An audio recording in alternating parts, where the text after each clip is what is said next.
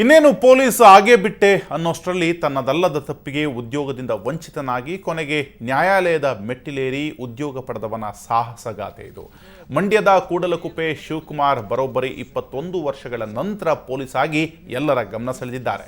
1993ರಲ್ಲಿ police ಸಂದರ್ಶನದಲ್ಲಿ pass ಆಗಿ ಉದ್ಯೋಗ ಪಡೆದಿದ್ದು, ಆದರೆ ಈತನ ಕುಟುಂಬದಲ್ಲಿ ನಡೆಯಬಾರದ ಘಟನೆ ನಡೆದಿತ್ತು.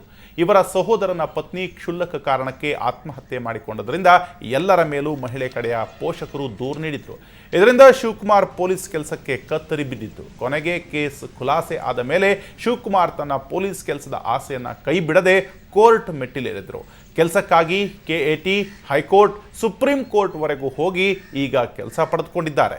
2014ರ ಮಾರ್ಚ್ 17ರಂದು ಡ್ಯೂಟಿಗೆ ಹಾಜರಾಗಿರೋ ಶಿವಕುಮಾರ್ ಮೈಸೂರಿನ ಮೇಟಗಹಳ್ಳಿಯ ಲಾ ಅಂಡ್ ಆರ್ಡರ್ ವಿಭಾಗದಲ್ಲಿ ಕೆಲಸ ನಿರ್ವಹಿಸ್ತಾ ಇದ್ದಾರೆ.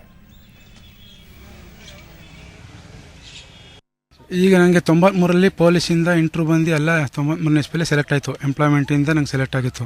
ನಿಮ್ಮ ಕ್ರಿಮಿನಲ್ ಮೊಕದ್ದಮೆಯಲ್ಲಿ ಭಾಗಿಯಾಗಿದ್ದೀರಿ ಅಂದ್ಬಿಟ್ಟು ನಿಮ್ಮ ಏಕಪಕ್ಷೀಯವಾಗಿ ಆಯ್ಕೆ ಪಟ್ಟಿಯಿಂದ ಕೈ ಬಿಡಲಾಗಿದೆ ಅಂತ ನೋಟಿಸ್ ಕಳಿಸ್ಬಿಟ್ರು. ಅಲ್ಲಿ ಸುಪ್ರೀಂ ಕೋರ್ಟ್ಗೆ ಹೋದ್ಮೇಲೆ ಅಲ್ಲಿ ನಂಗೆ 2 ವರ್ಷ ಆದಮೇಲೆ 16/4/2013ರಲ್ಲಿ ಆರ್ಡ್ರ್ ಆಯಿತು. ಹೈಕೋರ್ಟ್ ಆರ್ಡ್ರ್ ಏನಾಗಿತ್ತು ಅದೇ ಥರ ಶಿವಕುಮಾರ್ ಅವ್ರಿಗೆ ಕೆಲಸ ಕೊಡಿ ಅಂತಲೇ ಆರ್ಡ್ರ್ ಮಾಡಿದ್ರು. ಕೊಟ್ಟ ಮೇಲೆ ಇಲ್ಲಿ ಒಂದು 7-8 ತಿಂಗಳೆಲ್ಲ ಆದಮೇಲೆ DG ಮತ್ತು ಗೌರ್ಮೆಂಟಿಗೆ ಬರೆದು ಅಲ್ಲಿಂದ ಅಪ್ರೂವಲ್ ತಗೊಂಡು ಫೈನಾನ್ಸ್ ಎಲ್ಲ ಆದಮೇಲೆ ಬಂದು ನನಗೆ ಈಗ ಮಾರ್ಚ್ 17ರಿಂದ ಡ್ಯೂಟಿ ಠಾಣೆಗೆ ಹಾಜರು ಮೆಡಿಕಲ್ ಸ್ಟೇಷನಲ್ಲಿ ಎಲ್ಲ ಅಂಡೋದಲ್ಲಿ ಕೆಲಸ ಮಾಡ್ತಾವೆ. ಈಗ ನನಗೆ 15 ವರ್ಷ ಇನ್ನು ಸರ್ವಿಸ್ ಸಿಗ್ತದೆ, 21 ವರ್ಷ ಲ್ಯಾಪ್ಸ್ ಆಗೋದು. ಈಗ ಮತ್ತು ಡ್ಯೂಟಿಲಿ ಮಾಡಿದ್ಮೇಲೆ ಈಗ ಚಾಲೆಂಜ್ ಆಗಿ ಈಗ ನಾವು ತಗೊಂಡಿದ್ದು ಕ್ರಿಮಿನಲ್ ಎಲ್ಲ ನಿರಪರಾಧಿ ಅಂತ ಪ್ರೂಫ್ ಆದಮೇಲೆ ತಗೊಂಡೇವೆ.